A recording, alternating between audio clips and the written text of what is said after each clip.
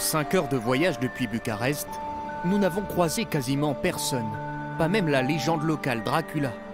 5 heures, c'est aussi le temps pour rallier le petit village de Cincu, fief de l'armée roumaine, l'une des bases de l'OTAN.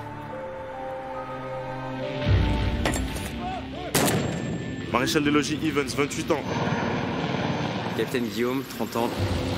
Lieutenant Thibault, 25 ans. Adjudant-chef Christophe, 41 ans. Sur place, une immense fourmilière sortie de terre en quelques mois seulement. La base française de Cincu abrite aujourd'hui plus de 700 militaires français, dont une centaine du territoire de Belfort. Parmi eux, l'adjudant-chef Christophe. Ouais, lance tout. À 41 ans, c'est un habitué du terrain. Il compte plus d'une dizaine de missions à son actif.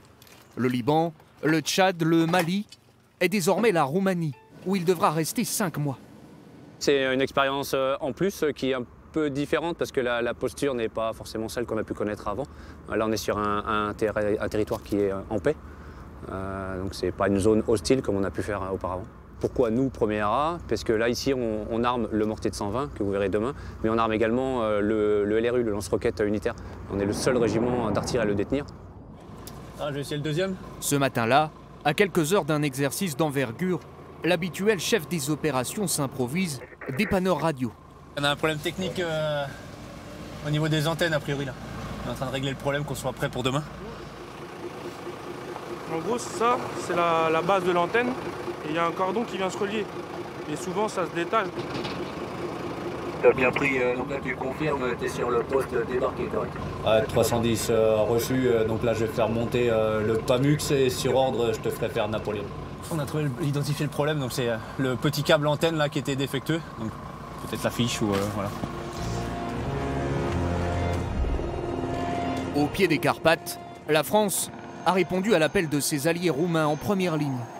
Car la base de Cincu se trouve à moins de 300 km de la frontière ukrainienne, 300 km avant la guerre, 300 km avant les combats.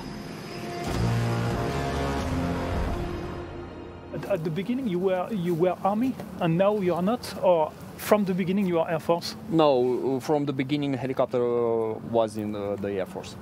L'OTAN a bien senti que, bien évidemment, que l'Europe était menacée. Et donc la décision a été prise par l'OTAN de renforcer toute la partie Est. Et la France a répondu très très vite, puisque 2 jours après en fait, l'invasion, les premières troupes étaient présentes, étaient débarquées ici. Bientôt 1000 soldats, 13 chars, une centaine de véhicules blindés.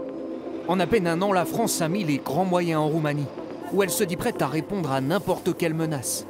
C'est l'objectif de la mission Aigle, la dissuasion. On ne peut pas être dissuasif si on n'est pas crédible. Et pour être crédible, il faut qu'on s'entraîne. Il faut qu'on s'entraîne évidemment pour être bon, pour être parfaitement prêt. Et puis il faut qu'on s'entraîne aussi pour montrer à nos adversaires qu'on est bien présent et qu'on n'est pas là pour faire de la figuration ou du théâtre. Pour s'entraîner justement, la France doit s'appuyer sur ses autres alliés, nombreux. Dans le ciel de Cincu ce jour-là, des avions de chasse américains et espagnols.